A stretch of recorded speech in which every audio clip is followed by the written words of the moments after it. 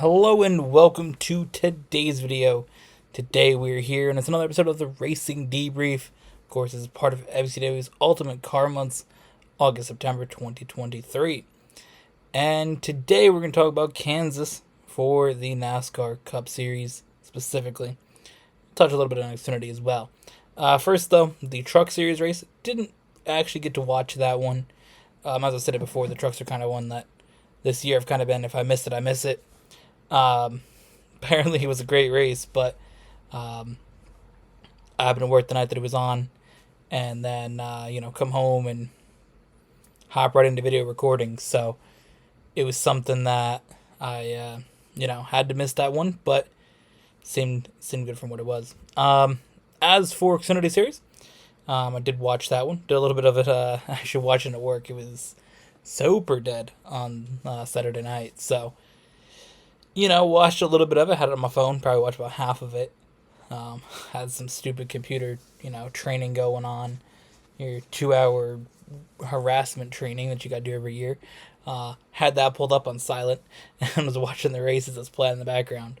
But yeah, during the race, the first half we did see a lot of crashing, a lot of issues for drivers that are going to be in the playoffs. Of course, it was the last race of the regular season for the Xfinity Series. It's pretty much between Riley Herbst and Parker Kligerman for who's going to make the playoffs. And you had between John Hunter Nemechek and Austin Hill for who was going to win regular season championship. Seen Austin Hill get that one. It was very, very close. I think it was down to like 5 or 6 points between them. But in the end, Austin Hill did get that regular season championship. John Hunter Nemechek won the race and has 10 more playoff points. So even with the regular season championship, John Hunter Nemechek seems like the driver to win the championship overall, even if it was, Austin Hill's regular season championship. As for the playoff bubble spot, the last one in, you've seen Parker Kligerman against Riley Herbst. And honestly, Riley Herbst's team just kind of fell apart towards the end of the season here. And once again, some issues for him. Put him out of it. And Parker Kligerman made the playoffs. So that was very cool to see for him. And so that's that. For Xfinity Championship, I'm going to go with John Hunter Nemechek to win it. And he seems like the best driver. Austin Hill's got a few tracks where he sort of pulled up, got some wins. He's a little bit more consistency. That got him the regular season championship. Again, 4 wins does help, but the consistency that John Hunter Nemechek maybe hasn't had, he's had some bad luck in some races. But John Hunter Nemechek's the one I'm going with to win that championship. Actually, a driver that I've seen win this year when I went to New Hampshire. He won the Xfinity Series race, so seen him win that in person. But yeah, if I was picking something in Xfinity, I guess I'd go for John Hunter Nemechek as a driver to root for. I don't really have anybody this year. Some years there's a driver that I root for. Some years there really isn't any. Kind of just watching it to watch what happens on the track. But I guess if I was going to pick somebody, it'd be him. Other years I really had drivers I was rooting for. Ty Gibbs. Chase Briscoe. William Byron. Christopher Bell. Like, when those drivers are coming out, those are all ones that I rooted for in that series. So, yeah, that's that. But this year's not really like a driver that I'm specifically like, this is who I want to see win. But I guess I go with John Hunter Nemechek of all of them. All right, on to the Cup Series. The Cup Series, we've seen a lot of wild things. Kansas, they were showing it throughout the race, is the track that in the playoffs has had a lot of chaos to it. A lot of different, situations with drivers having issues. Of course, Kansas with the next-gen car has been absolutely brilliant. Which is really a crazy change from what we've seen with the 6th-gen car. I'm looking up and looking at the difference in the cars, but I don't know if I have any of the cars from that race, actually. Well, I do got one of the wins. Both wins from last year. For the 45 car. So 45 car in a good run at Kansas. But the next gen car has been brilliant at those tracks. The current or the previous generation of cars were not good. They were so bad with the 550 horsepower, dirty air. I mean, they would get near each other and just stall out. There's a bubble between them. It was terrible. I remember 2020. We don't talk about 2020. We don't talk about that championship year. It hurts. It hurts. It hurts me. It pains me. But Kevin Harvick had the faster car, and Joey Logano was in front of him, and there was no way around. 550 horsepower going in the corners. Harvick get close, and then they go away, get close. It was so terrible for the last 30 laps. He couldn't do anything to get by, and ultimately that was one of the moments that hurt him in the championship. Along with Texas, with NASCAR not calling caution. But we're not going to talk about 2020 playoffs and how that affected Kevin Harvick, who was the best driver that year. But talking about the best driver for the year, our regular season champion, Martin Truex, had a tire go down in lap 4 or 5. He's basically said from the start he was falling back. So there was something wrong with the car, and went in turn 3 and 4, blew out the tire. Very unfortunate for him.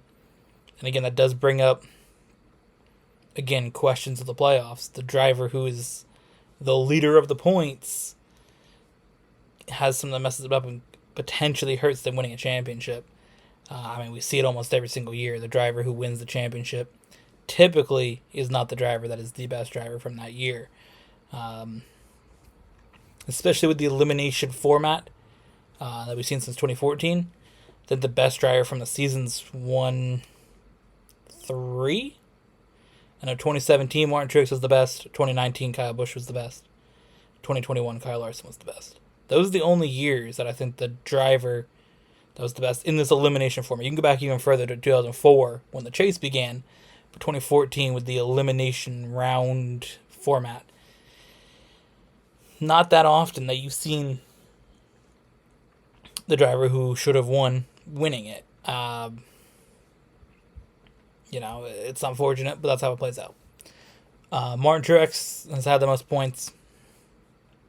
It's between him and William Byron at the top every week. And to see him in a spot where Bristol, track he's not good at. I mean, they mentioned in the broadcast, which I was very surprised when I heard this, that he hadn't got a top 5 at Bristol since 2012. It's crazy. Martin Truex has been insanely dominant in a lot of races and one of the best drivers in the field since 2015, when Furniture Row really started, picking up getting wins. I think he was getting okay in sometime in 2014, but 2015, he made the playoffs, got the wins. Since then, going to Joe Gibbs, he's killed it all those years. So for him to not have a top 5 since 2012 when he was at Michael Waltrip Racing, that's wild. That's wild to me. So he's not going to track he's good at, so that's going to hurt him there. Other drivers that had issues, you've seen William Byron spin. That kind of messed up the bottom of his car just a little bit, I think, where he spun. The transition from the banking to the flat of the back straight affected him just slightly. I don't think it was super crazy, but just that little transition down probably damaged something on the floor of the car, the other side of it. And a lot of the downforce and aerodynamics of the car are underneath it. So that affected him there. Who else had issues? Well, we had Christopher Bell in pits. That's unfortunate for him. Of course, they made the switch with Ty Gibbs' pit crew and his. I think that it does throw off the chemistry of a team when you put him with a different driver, put him with a different crew chief. They have a dynamic that's been working all year. And the team was the 3rd fastest pit crew all year. Team won in North Wilkesboro for the pit crew challenge. They were the best pit crew in that event. And you put him with Christopher Bell, and I think that the chemistry they probably built up with Ty Gibbs crew chief, right? Throughout that time, throughout those 26 races, and be like, okay, you're with somebody new now, mid-season, when the pressure's on. You've seen it at Darlington, you've seen it at Kansas. They had issues, and I don't think it's, wrong to question why, and I don't think that making those changes is entirely necessary. I think that you got to write it out with who you got. If you want to change 1 or 2 guys, consistently you said this guy on the tire, right front tire, he's not been the best. on the tire changing, right? On the front tires, like, or however you want to do your pit crew, right? Some of them run. I remember they're doing like running all from one side. That was kind of wild. But again, your front tire changer, maybe he's the guy that you have as a problem on your team. Okay, let's get somebody new in here. Maybe, it's the Jagman. He's got a little bit of a issue that's messing it up. But I don't really think it's one of those things. I think it's just switching. I think that's what affected them. I mean, I haven't really seen anything on the broadcast that they've shown that's been like, oh, Ty Gibbs had an issue with the pit stop. It's been Christopher Bell that's had the issue. So it's kind of strange. Bubba Wallace, he hit the wall. I believe it was flat tire. Messed up the toe link of that car. So that hurt him. Ryan Blaney had a little issue on the pits. You had Chris Buescher at the very end of the race. He blew a tire. That affected him. So a lot of playoff guys had issues. Overall, I'd say I was impressed with Kevin Harvick's move to the front. I think where he was at the very start of the race, I was like, oh boy, it's going to be one of those races. But, came away with, I think, 10th? Very close to top 10, if not. But, close. Still hoping for that win. We got 8 more races. 8 more races. That's A, wild to think about. And B, just 8 more. Got to get a win in one of these 8. And thinking of the tracks left, Bristol, I think it's Bristol. I think that's the race that you point to and say Kevin Harvick can win there. I wouldn't say Talladega. I wouldn't say Charlotte. That's a road course. Texas, Homestead, Martinsville, those are all tracks he's not great at. And not Texas and Homestead from him as a driver, but the team isn't great at the bigger tracks. Martinsville's just one that he's not really good at. But he did have speed in Martinsville earlier in the year, so who knows? But yeah, we're hoping for a win here in one of these last 8. Oh boy. Yeah, we'll see. But overall, I thought Kansas was a good race. I think that you look at some of the races that we've seen at Kansas before, and again, you look at it now, brilliant racing. I think there was some interesting moments. One last part to touch on is Kyle Larson and Chase Elliott. Again, always issues between them. Chase Elliott, I think, doesn't like that Kyle Larson came into Hendrick and beat him by being better driver. I mean, Kyle Larson is the better driver than Chase Elliott. I know same thing bad about Chase Elliott, everybody gets mad at you. But I think that it's pretty obvious that Kyle Larson's a better driver. Kyle Larson pulled up in Ganassi cars and was winning. That right there shows you a certain level of talent. He's got... They got the same championships. Kyle Larson's got more wins. Kyle Larson won in way worse cars than Chase Elliott ever had to drive in his whole career. So I think right there that shows it. I think, Kyle Larson missed a whole season basically and comes out and dominates the next year. Chase Elliott misses 8 races and it's a meltdown. Chase Elliott has shown multiple times to have a tendency to have meltdowns, and I think that also hurts as a driver. And I think in those situations, I don't think that coming off the pits, Kyle Larson bumped into him slightly because he had to move or he'd absolutely destroy Brad Keselowski in the pits. He slightly hits Chase Elliott, and Chase Elliott just decides to slam into him. And I don't think that is necessary. I think that Chase Elliott consistently has moments that are just ridiculous, doing things like that you don't need to do. And, he's continued to do these things throughout his career, and everybody just loves Chase Elliott.